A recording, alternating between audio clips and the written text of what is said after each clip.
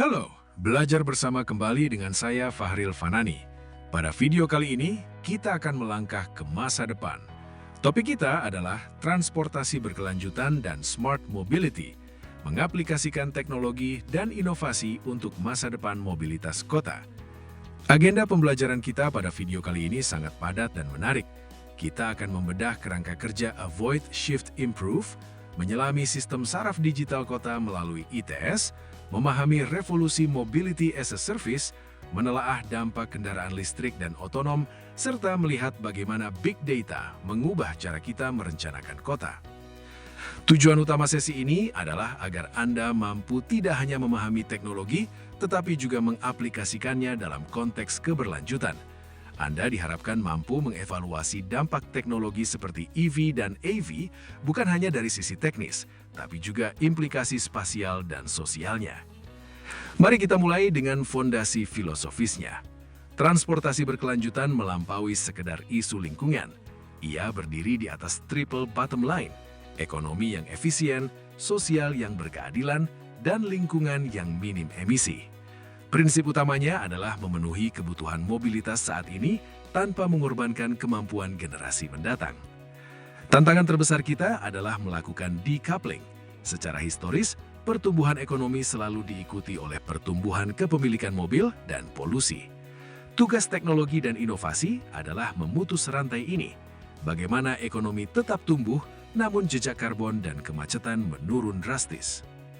Untuk mencapai itu, kita menggunakan kerangka kerja global yang disebut Avoid, Shift, Improve atau ASI. Ini adalah hierarki strategi.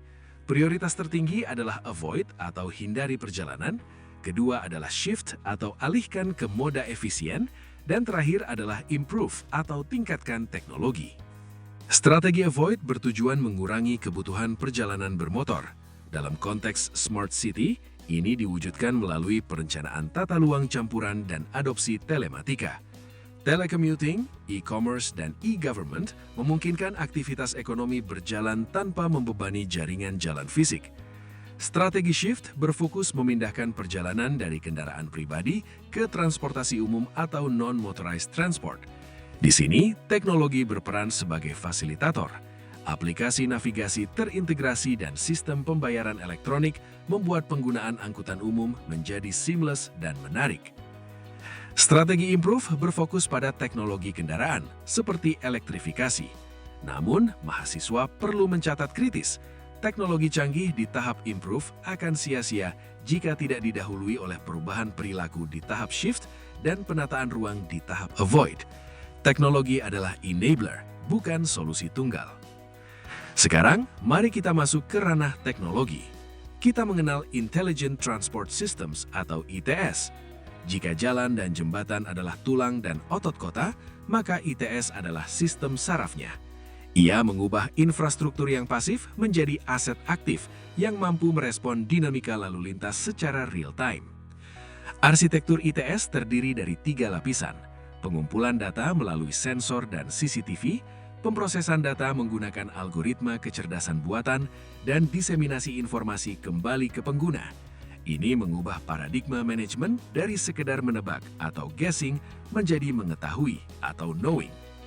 Salah satu aplikasi ITS adalah ATCS Adaptif.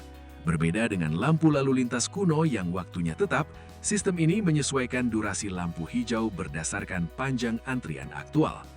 Pada koridor utama, sistem ini menciptakan gelombang hijau atau green wave, mengurangi tundaan dan emisi akibat stop and go. ITS juga vital untuk manajemen permintaan atau TDM. Melalui teknologi Electronic Road Pricing atau ERP, kita bisa menerapkan tarif dinamis, mahal saat macet, murah saat sepi. Ini adalah pergeseran paradigma dari membangun jalan baru menjadi mengoptimalkan jalan yang ada. Pusat dari semua operasi ini adalah Traffic Management Center atau TMC. Disinilah data dianalisis untuk respons insiden cepat dan koordinasi lintas instansi. Disrupsi terbesar abad ini adalah Mobility as a Service atau MaaS. Ini adalah pergeseran dari kepemilikan atau ownership menuju layanan atau usership. Pengguna tidak perlu memiliki kendaraan, cukup satu aplikasi untuk merencanakan, memesan, dan membayar berbagai moda, mulai dari bus, taksi, hingga bike sharing. Mas memiliki tingkatan integrasi, mulai dari level 0 tanpa integrasi hingga level 4 di mana terjadi integrasi kebijakan penuh melalui insentif pemerintah. Sebagian besar aplikasi saat ini masih berada di level 2, yaitu integrasi pemesanan dan pembayaran. Tantangan utamanya adalah data. Operator swasta sering enggan berbagi data karena rahasia dagang. Di sini, peran regulator sangat krusial untuk memaksa interoperabilitas data demi kepentingan publik. Mas menawarkan peluang emas untuk meredesain kota.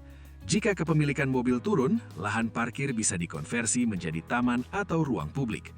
Namun, hati-hati, tanpa regulasi, Mas bisa mematikan angkutan massa dan menambah kemacetan akibat kendaraan taksi online yang berputar-putar kosong. Angkutan massa harus tetap menjadi tulang belakang ekosistem ini.